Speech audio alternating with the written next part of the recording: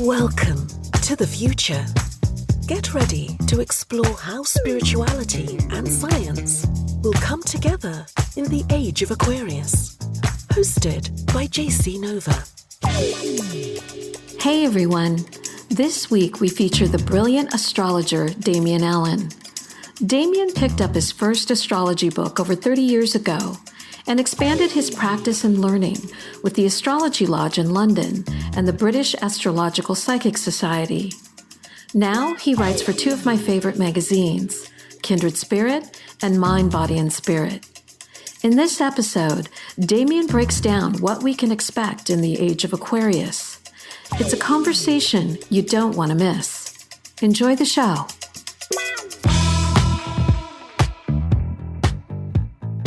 Welcome to the show today, Demian. Thank you. Thank you, JC. I'm looking forward to it.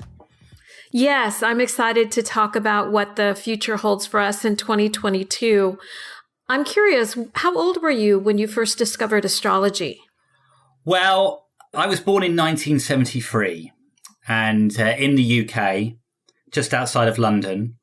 And at that time, there was a huge cultural revolution to do with mind, body, spirit matters, astrology, tarot, spiritualism, meditation. And my parents were fully involved in that cultural revolution. And particularly my mother, actually, she had many books on tarot and the psychic power of plants and astrology books as well. But I remember I was 14 when I picked up my first astrology book, which was a book called Teach Yourself Astrology by an astrologer called Jeff Mayo. And I picked that book up and I read it. And there was something about it that resonated with me, as though I knew a lot of the information that I was reading. I was captivated by it. There was something that really inspired me and actually wanted me to find out more about astrology and, start that journey. It was familiar to me. I didn't know then that, it was going to open a door to my future career. And then my mother had a friend that came round who was a sort of part-time astrologer, and she did my astrology chart. That made sense to me because it was all done by hand then. That got me investigating into my own chart. And then it became an obsession in a way. Because I didn't have much money then, I would just spend hours and hours in bookstores looking at all the astrology books and rereading them and sort of gaining the information. And any money that I did have, I'd buy an astrology book or two. Since I was 14, it's always been there. It's always in the background, always something that I've gone back to. And it was always there growing up in those late teenage years and early 20s. It's been a real kind of friend for me. But yeah, I remember that first time, that discovery and thinking, I get this. I don't know why I get this, but I do. So what zodiac sign and rising sign are you? So I'm a Taurus, the bull. My rising sign is Aquarius, which is very apt for an astrologer. Yes, yes. What about your parents? Are there other Taurus zodiac signs in your family, or are you all a mixture? This opens up an interesting discussion because families, and in work that I've done and continue to do actually, you have families that have a particular zodiac sign that keeps coming up. And in my case, it's Aquarius. Oh, wow. What an interesting family. Yeah, my father was an Aquarius. I'm a rising Aquarius. Two of my sons are Aquarius rising, both of them. And in the Northern Hemisphere, Aquarius rising is actually, it's a short assertion sign. So some signs of zodiac in the Northern Hemisphere have a 2-hour period when a child can be born where, like Libra rising is very, very popular in the Northern Hemisphere. But the short assertion signs tend to be Sagittarius, Capricorn, Aquarius, and Pisces, which sometimes means that there's about an hour where a baby can be born with Aquarius rising or Pisces rising. Actually, you get more people born in the Southern Hemisphere that are born with Capricorn, Sagittarius, Aquarius, and Pisces rising. So Aquarius runs through the family, or other planets are in Aquarius that you'll find, or other planets will be in a sign that's dominate in that particular family. And that is the journey that family has to take for that zodiac sign, or some of the experiences they're going to have. So an Aquarius is, the aspect of independence, marching to your own drumbeat, being objective, looking at the big picture, humanitarian aspects. You get that quite a lot with families, that a zodiac sign comes up quite a bit. So my father was Aquarius sun. My mother, she had Jupiter in Aquarius. So again, Aquarius aspect comes through. But it morphs in different signs, and maybe it'd be a rising sign or a moon sign or a sun sign, or the Venus is in there, or Jupiter. Yeah. That's really interesting. In my family, we're a family of Virgos. I'm a Virgo. My mom's a Virgo. My grandpa's a Virgo. Her two brothers are Virgos, and my son's father is a Virgo. Yeah. Yeah. So it's a lot of Virgo energy, and I'm a Libra rising with Moon, Venus, and Mercury in Libra.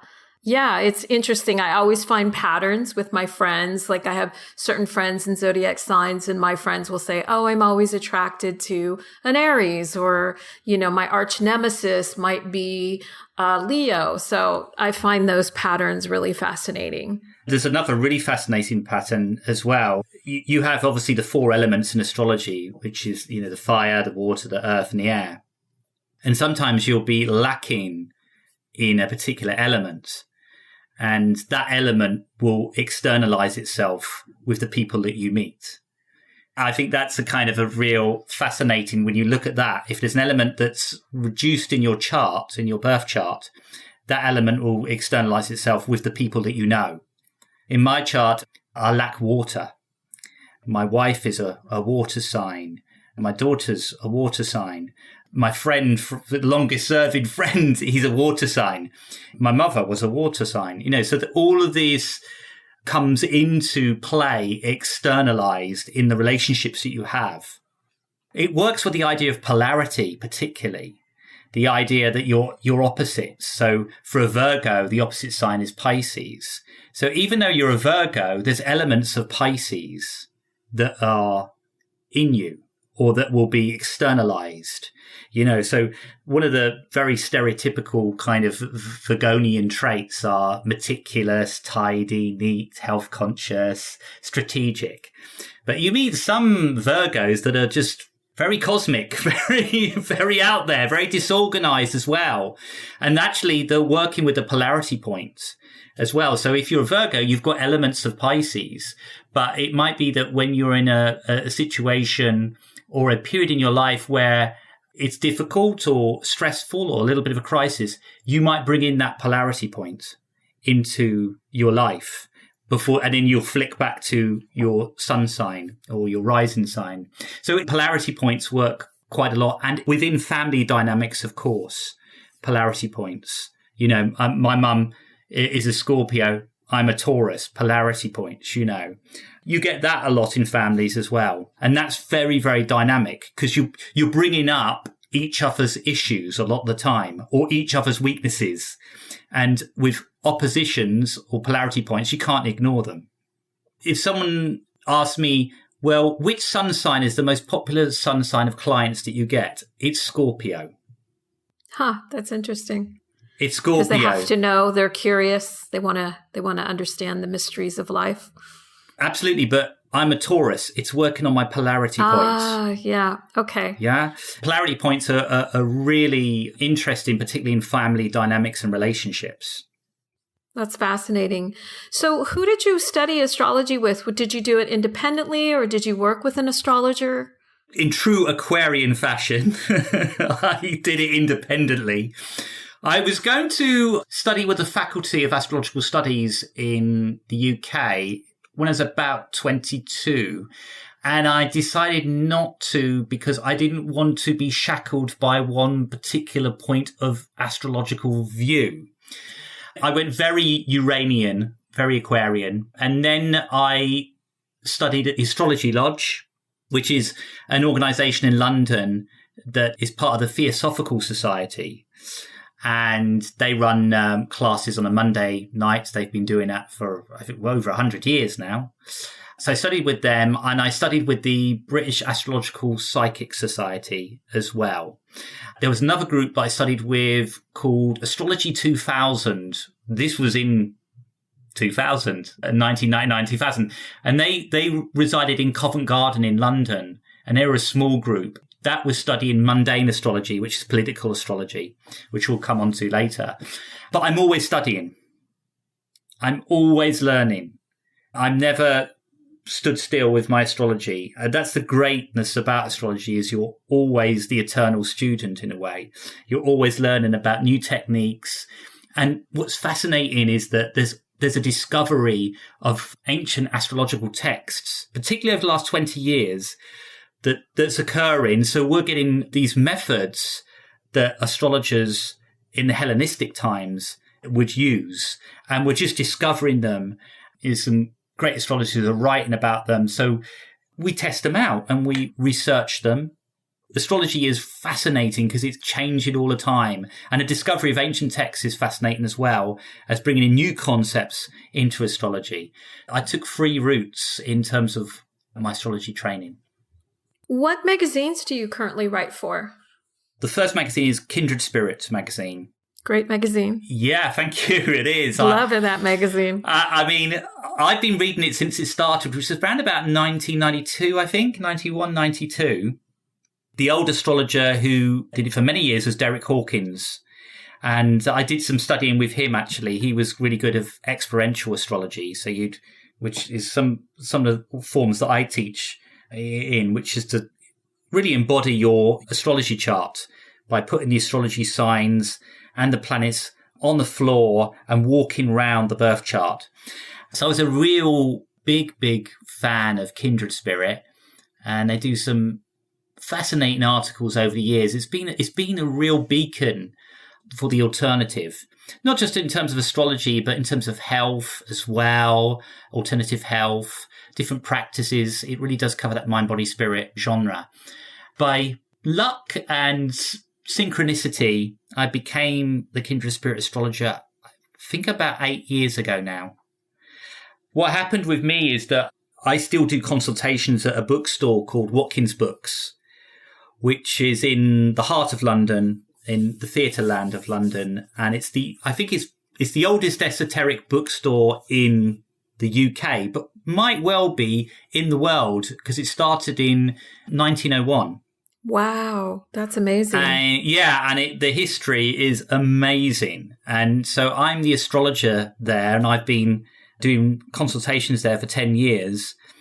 The managing director who bought Watkins Books in 2010, he also bought Kindred Spirit magazine. So he knew of me, and unfortunately Derek Hawkins passed, so they needed a new astrologer. So he asked me, and that's how I became the Kindred Spirit astrologer. And as well as that, he launched a new magazine called Mind, Body, Spirit magazine, which is through Watkins Publishing.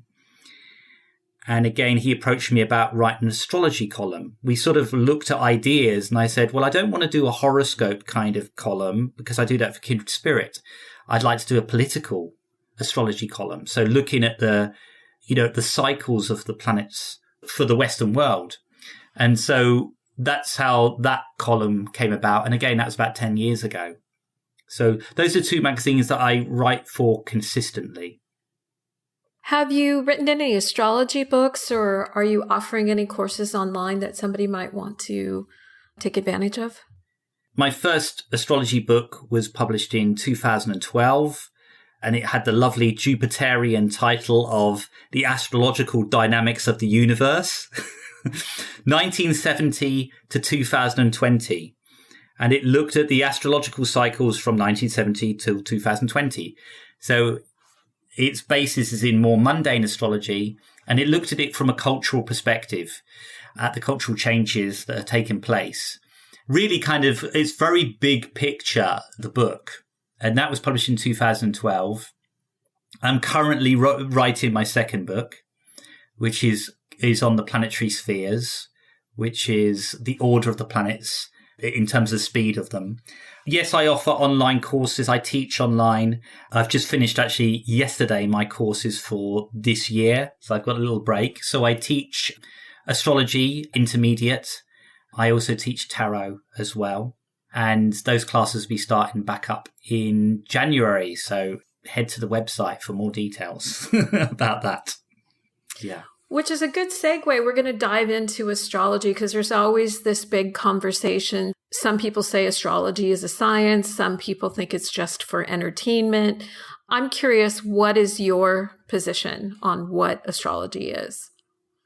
I've got quite a strong position on this one. I think that astrologers in the past have not done themselves particularly good service by saying it's a science. The reason is because when you look into the scientific aspects of it, it doesn't come up to scratch. Let me give you another view of it.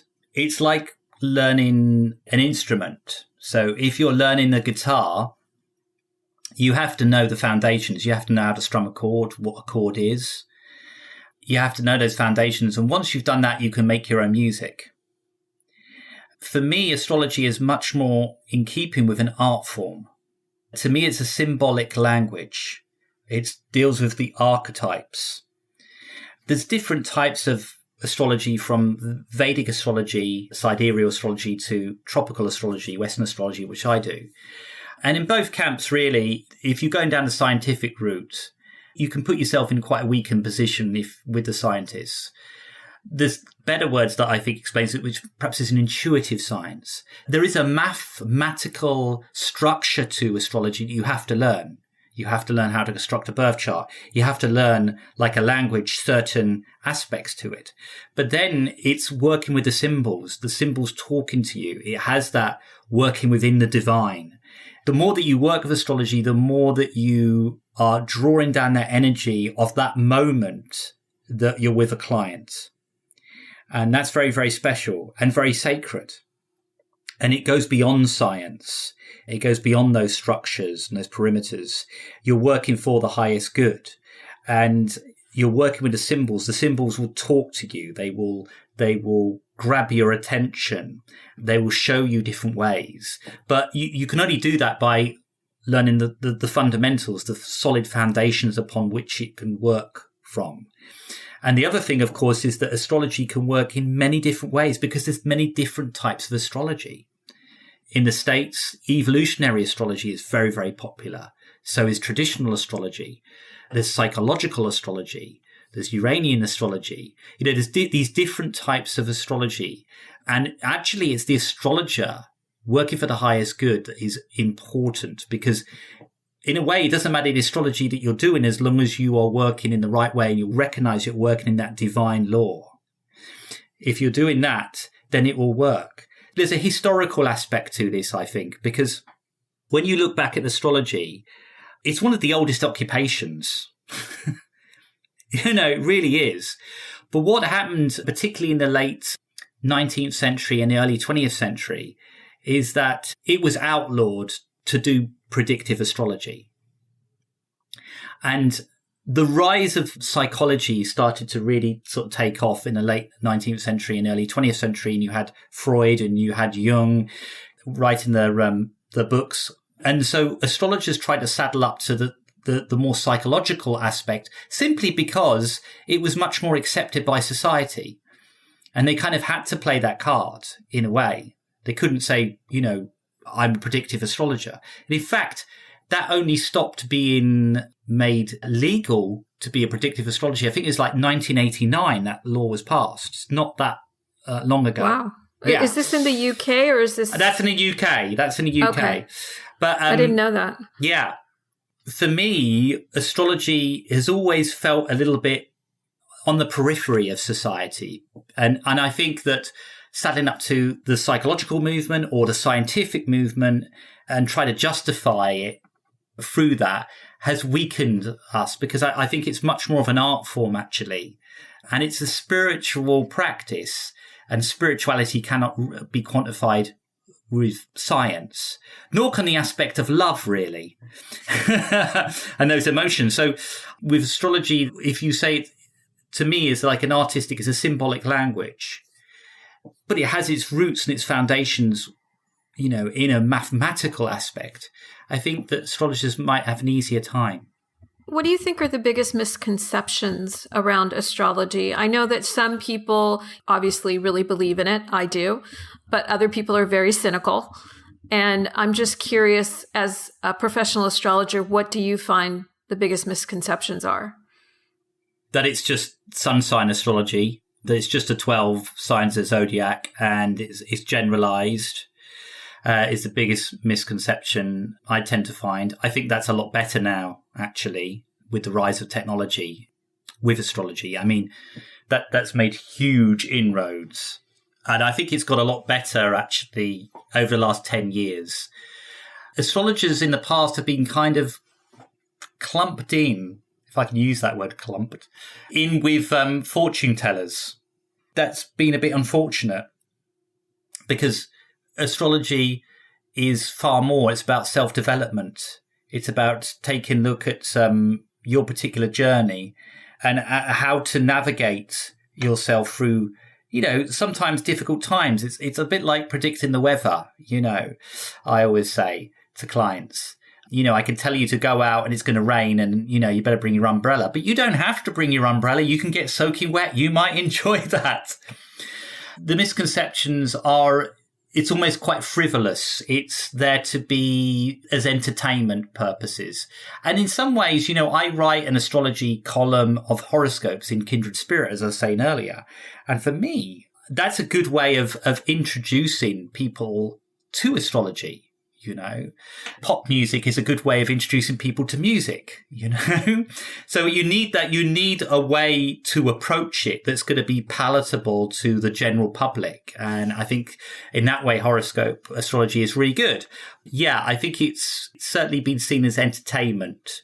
And it has so much to it, and it's so much deeper than just entertainment purposes. It's interesting because there's a real kind of revolution that's happening with astrology. Age of Aquarius. Age of Aquarius, absolutely. And it's really interesting how much astrology has gained from technology. Because when I first started doing charts, I had to do them by hand. Drawing them by hand takes some time.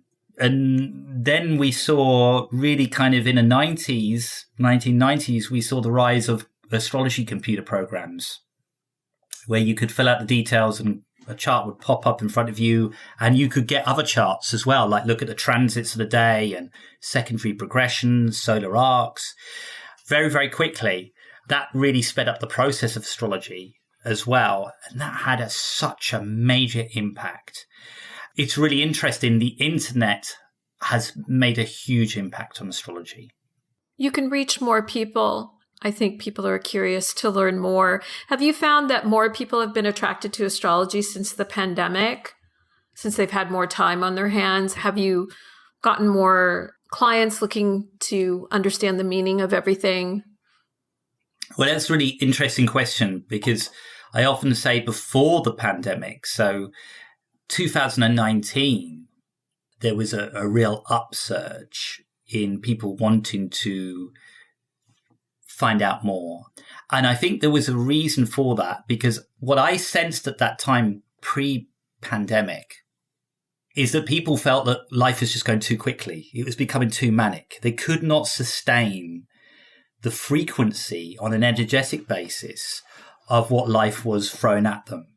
As I went through 2019, I felt, well, something's going to have to give here.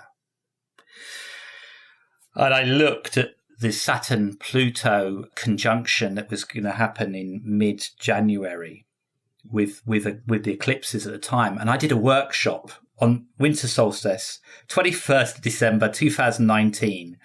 And I had about 25 students that I was teaching in person. And I said to them, listen, this was the end of the workshop. I said, listen, everything's going to change in January. Everything's going to change. Something's going to hit the world like it's never hit before. I actually thought that it would be financial. And in a way, the pandemic has been. And I said, just take care of yourselves, And of course, that's when, the COVID, we became much more conscious of it. And this was becoming a bigger thing. And I think that since then, clients, yes, they've had time, but also I think that people are trying to make sense of the world. This is what's really happened with astrology and the way that it's been accepted, I think, that that faith and religion in the West it's not as prominent as it used to be. And therefore, I do feel that, human beings need faith in some aspect. I think that's an important part of, to do with morals and ethics as well, because the society is not giving us what we expect from it. So the whole aspect of having a job for life, the whole aspect about property and having your own property, all of these things that we've been taught that society will provide if you do the right thing and if you follow the rules are no longer there. So I think a lot of people are feeling incredibly insecure with society and their placement in it. And they want answers that go beyond the usual of politics and rules and regulations. And what I think COVID did is it amplified this need for something that is bigger than just us and bigger than politics and that can help us to understand the current climate and how we respond to it. So what do you think are some of the biggest astrologicals coming up for us socially? So if we're just talking about the pandemic, you read online, there are certain countries, like for example, Austria, if you're unvaccinated, you're on lockdown. Like other countries are implementing that. And I'm just always think from an astrological perspective, what changes socially do you think will be coming up in the next couple of years? Since we're in the age of Aquarius and it's about freedom and independence, but there's also all these restrictions being placed upon us. Yeah. So the age of Aquarius has to be supported by other planets to really begin to shine. There's positive about the age of Aquarius, which we'll come on to later, and negative. You have to go back to 2008 because when Pluto went into Capricorn, and Pluto has a sort of 250-year cycle through the zodiac signs, so it moves the slowest. Now, when it went into Capricorn in 2008, 2 weeks later, we had the financial crisis of the Lehman Brothers. So that was the first seed of what was about to occur. Capricorn is about governmental institutions. It's about control of society and the rules and regulations that make society work. And Pluto's unearthing all the weaknesses in that and has been since 2008. And of course, when something is unearthed, something is exposed as weakness, the usual response is to try and hold on to it even more and restrict even more. And what's happening is that Pluto is becoming much more tribal. So countries are doing different aspects and different things as according to them. And there's a fear that's coming up. I'm not saying that, COVID doesn't exist or anything like that. I'm saying that there is a fear that is overriding everything that means that we cannot sort of see beyond that. You've also got the disruptive planet of Uranus, which is in Taurus now. And I've got a theory, for all those budding astrologers out there listening to this, check where your Uranus is in your chart natally when you were born. Which house is it in? And check where's it transiting in your chart. So it's in Taurus at the moment. So what house does Taurus rule in your natal chart? Because though, if you look at those two houses, they'll be the two areas that this pandemic has disrupted as on an individual basis for you.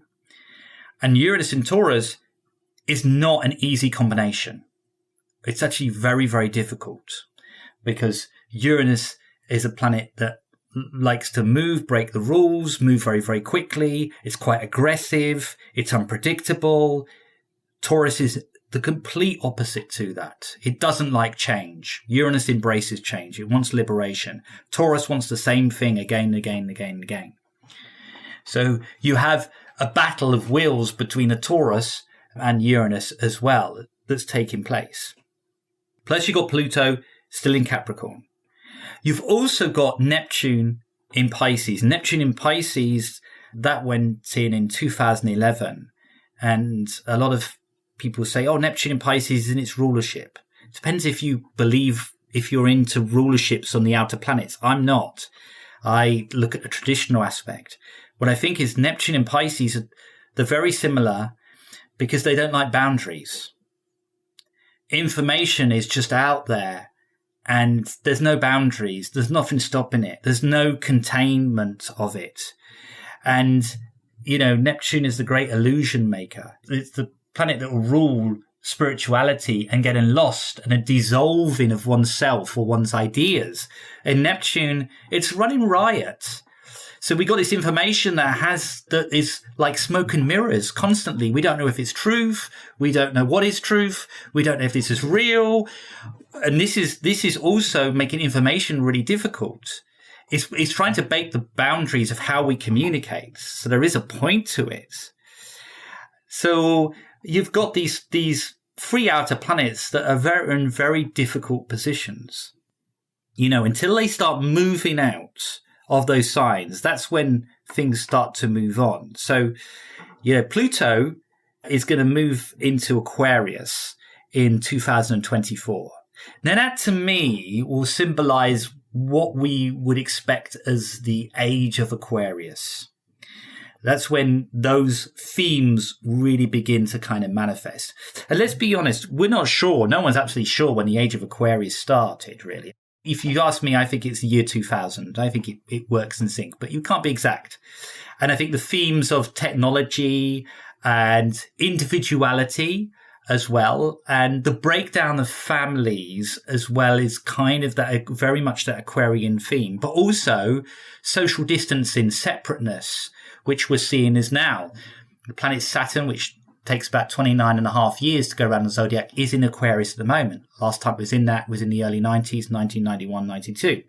So again, that's emphasizing that Aquarian aspect of separateness and the rise of technology. So one of the biggest gifts that's happened, which is very Aquarian, I think, over the pandemic, is the rise of talking online, right?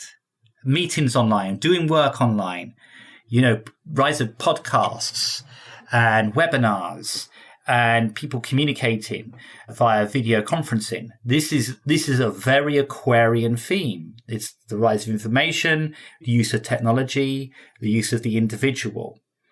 So 2024 is a bit of a key, really.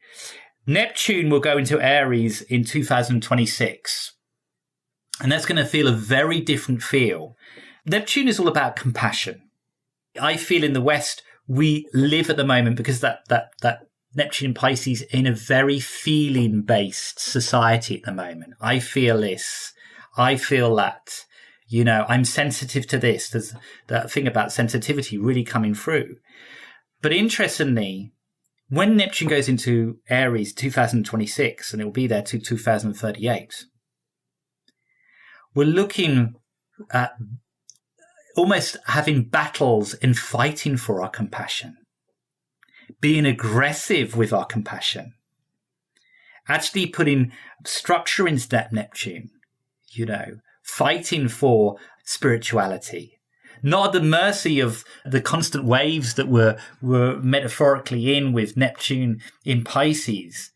We're going to be taking a step forward and going, right, this is my truth. This is my compassion.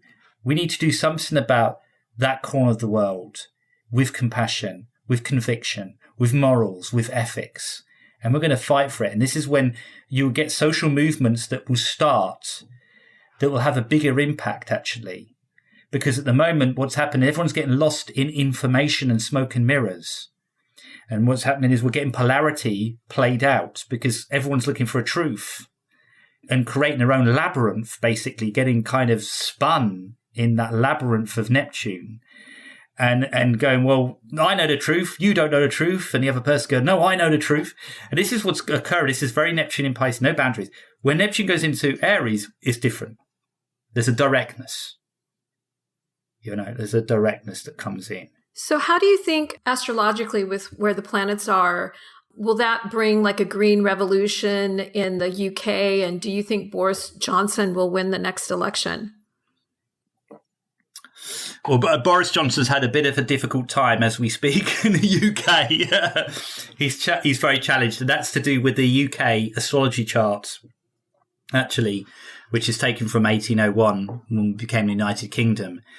Basically, it's to do with Mars in that chart and the transit in Mars at the moment and the lunar eclipse. I think with the Green Revolution, that's interesting. I think that will really begin when Pluto goes into Aquarius in 2024. Here it is. Aquarius rules electricity. Pluto rules other forms of getting power. Now, so the idea of electricity becoming the central aspect of the Green Revolution is going to be huge when Pluto goes into Aquarius. Absolutely huge. The Uranus in Taurus, and to do with agriculture, and particularly where our food comes from. This is what I've been saying for a few years now. When Uranus went into Taurus a couple of years ago, it's going to be concentrated a lot on food. Where does our food come from?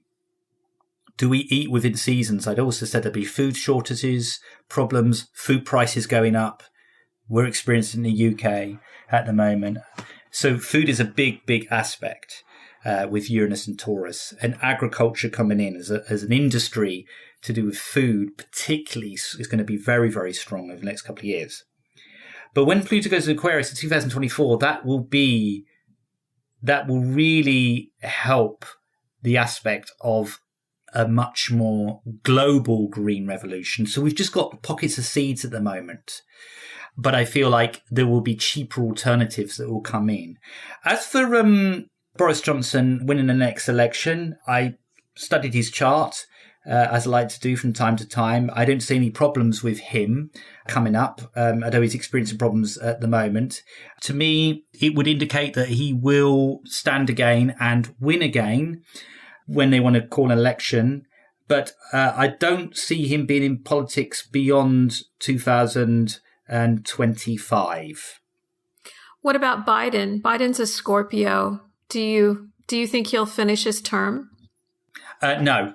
It's really interesting with Biden. He's got, at the moment, his lunar eclipse, which is at 27 degrees in Taurus, is right opposite his sun in Scorpio at 27 degrees in Taurus.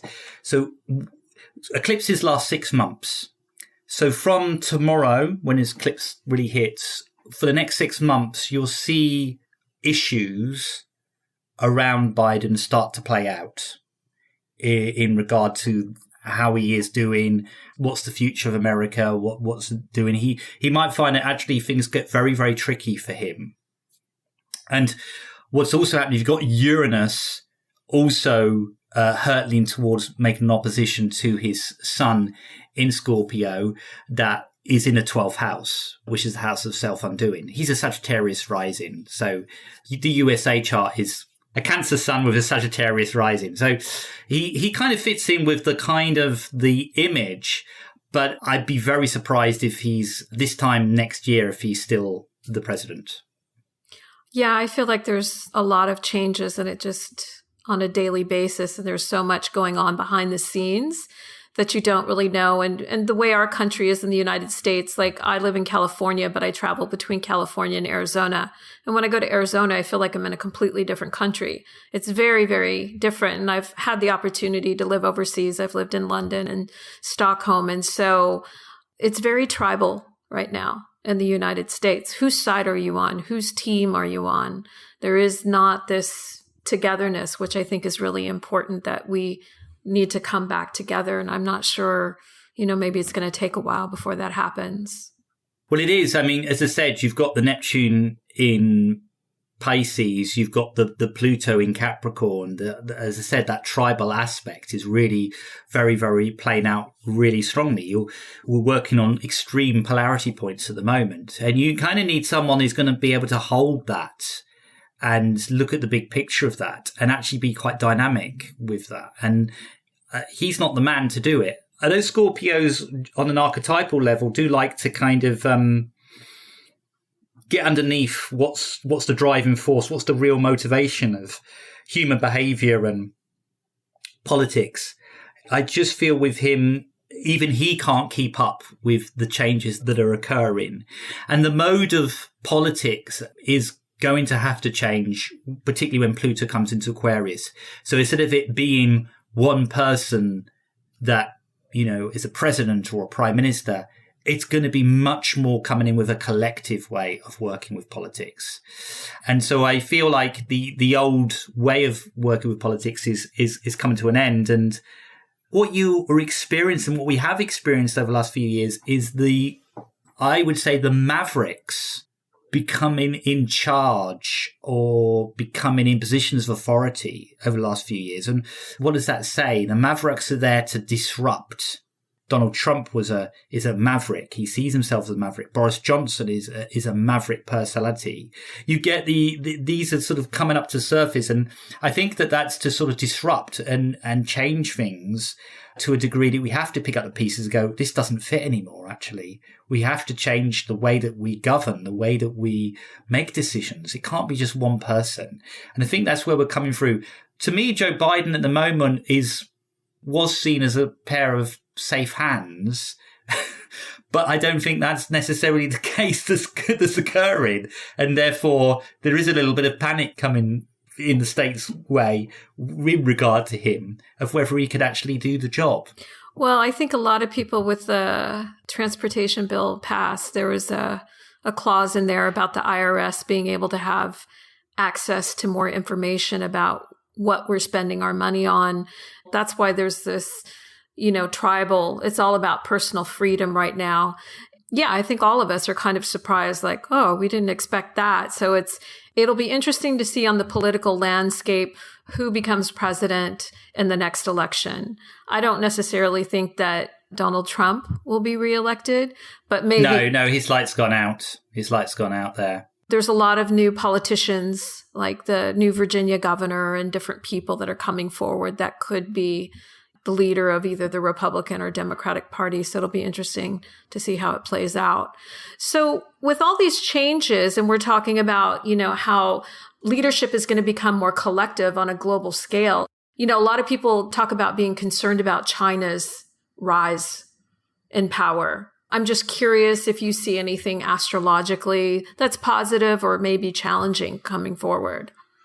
What, in regards to China? Yeah. I mean, it's far ahead. I think you've got to look to 2040. That's when China becoming a real prominence as a domination. But the world will look very sort of different then. The environment and environmental issues are the thing that's going to kind of be very difficult for us all to cope with, but also a little bit our savior as well. Because the way that countries are running themselves and, the aspect of power, that very plutonic must have control, is going to be scuppered by the environment and the way the environment is biting back. So I think that with China, I don't see as the dominant force over the next 10 years that's sort of been predicted. I certainly don't see that, because I think the environmental factors are going to be too great that it sort of switches the attention onto that more than, that aspect of wanting complete sort of control and financial dominance. And I think one of the things that is always worth looking at is the last time that Uranus was in Taurus was in the late 1930s. And there was a lot of financial, new forms of how to deal with finance that came about from that because of the Great Depression. And so I think at the moment, new currencies that are starting to dominate, new ways of dealing with finance is certainly occurring. So I think the old view of this particular country has that dominance is not as, I don't think it's going to be as big as we think it is. I think this is much more about not necessarily one country having ownership. It's groups of collective people that are going to be really kind of taking charge in this, and currency is going to be too free flowing for it to be held in one particular country, if that makes sense. Yeah, that makes sense. And with crypto and Bitcoin and digital currency, that kind of really changes the dynamics between the haves and the have-nots. Going into the Age of Aquarius, what does Age of Aquarius mean for you? And what do you think people can expect to see over the next 5 to 10 years, whether it's on a relationship level, to education, to how we live on our daily lives, artificial intelligence? Well, I think all of those things, I think that when we're dealing with, it's that godlike powers of coming of clones and individuality and scientific breakthroughs, the breakdown of family tradition happening here, independence, a separateness, the rise of technology. What does it mean to me? It means ultimately a society that has a basis in equality. This is the positive aspect of it. And I think that we're seeing the manifestation of that starting to happen. There's a very good aspect to that, is that people are seen as individuals. People are respected for individuality.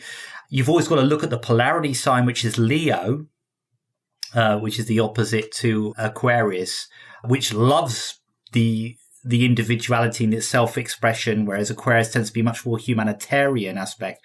I think in some ways that it gives rise to the ability to be who you want to be and to be able to have a career and make money and be individual and to do rather well out of that. I think the Age of Aquarius is, for me, that, and this is what we're starting to experience. The negative side of that is it really would become too intellectual, too cerebral with it, or too based on the mind. You know, Aquarius is an air sign, so it does some of the more difficult traits of Aquarius tend to be detachment of emotions, too much objectivity. But Aquarians, just on an individual level, you know, they like power. They may say, let's get around, let's all hold hands, but they're the ones pulling everyone together to hold hands in a group, because they're always dealing with that polarity of the Leo, which wants to be in charge, you know. So for a lot of us in this sort of new world that is opening up, and this is why I think things like astrology and training through technology is really sort of speeding up and going very, very well, is because it's the individual that is coming across. And so, you know, the whole thing about companies and corporations is going to be less so as we go into, particularly from, say, 2026. 2024 and 2026, those are kind of marked years. I mean, I'm an optimistic person, just generally. What I feel is that we can get this right. If we can get this right, brilliant. Because if we can concentrate the environment and we can not use up the resources of the earth like we've been doing, and we can accept people for who they are, then I think fantastic. The thing I'm worried about, I suppose, is that people become too separate, too isolated with this, and that we create a society that, yes, you can do what you want, but within certain parameters. That's where I see the difficulty. However, because of the planets changing, that Pluto going into Aquarius, that Neptune going to Aries, I don't think we're going to get to that stage. I think as a collective, looking at Neptune Pisces, as a collective, we don't know what's going on. We're all over the place, really. So as soon as, to me, Neptune goes into Aries, I think there will be a greater kind of fight, not in a kind of mixed way that it has been, in a much more cohesive, we know which direction we're going in. And of course, generations, they take over. They come into the positions of power. So you have different generations that come in, astrological generations that come in here. The youngsters at the moment, sort of born post 2000, they're a very Aquarian bunch. They had Neptune and in Aquarius. So you've got that coming towards you. So I'm optimistic. I think we're in the most difficult time, 2020, 21, and you know, the first half of 2022 is difficult. And then it kind of gets a lot easier. Things start to settle a bit here. That's to do with certain political decisions that are going to be made as well, that I think will have a bearing on settling things down. Because at the moment it is very sort of chaotic. I think for a lot of people, it's been the fear of the unknown. Like you said, you don't know what's true or what isn't true. The only other thing that I think about in Age of Aquarius, and we're talking about maybe people being too isolated, is I think about kids, that are in high school or going off to college. Their social interactions are limited. And then even more of us working remote.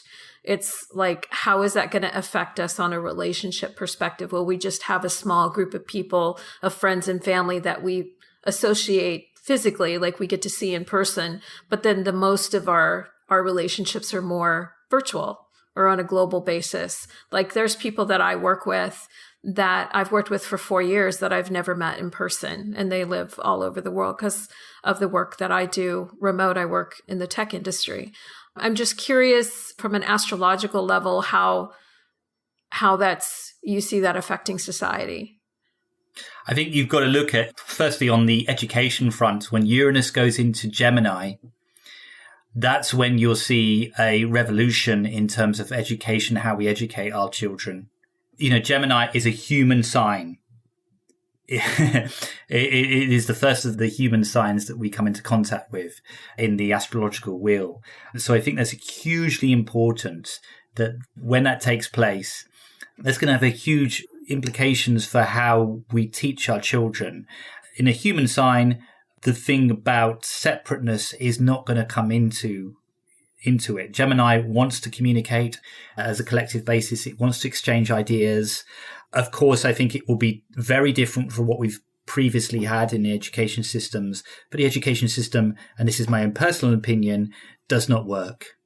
Things are moving very, very fast. There's a rise of technology that is moving things very, very fast. Jobs are going to be changing. Different jobs that haven't even been thought of as going to be in, 5-6 years going to come about. But yes, Gemini is a human sign, whereas at the moment is bogged down by Uranus and Taurus. Taurus doesn't want to change, Uranus does. So you're getting this friction between the two. When Uranus goes into Gemini in 2026, that's when policies will be made and it will be really looked at about how early education is in the Western world and how that can be changed. And I am optimistic about that. That was my last question. Are you optimistic about the Age of Aquarius? And any final thoughts that you might want to share?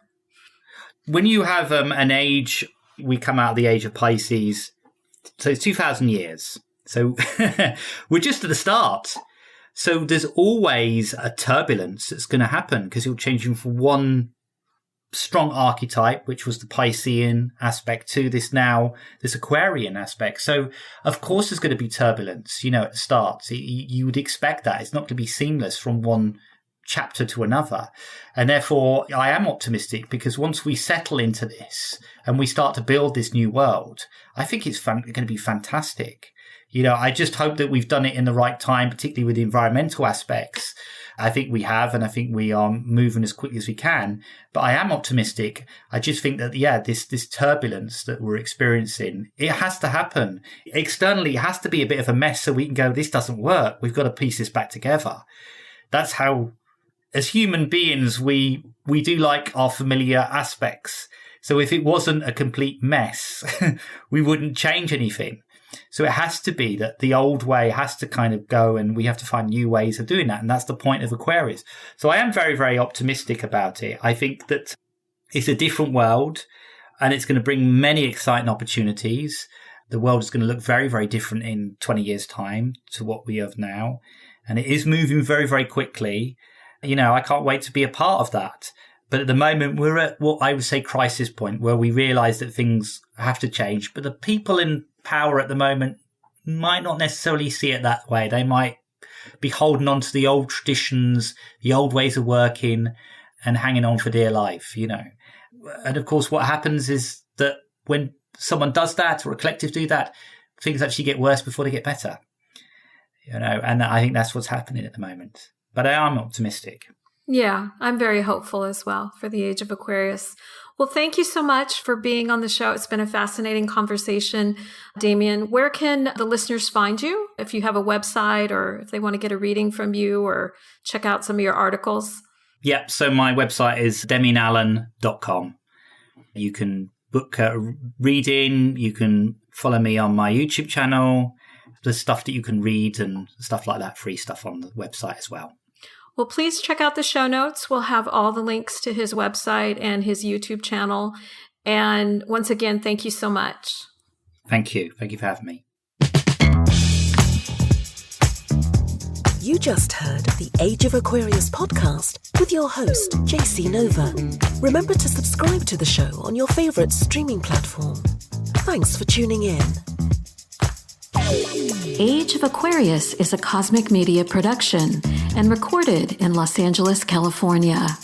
A special thanks to our producers, Georgie Rutherford and Christopher Lang. To learn more about Age of Aquarius, please visit our website at ageofaquarius.fm. Thanks for listening.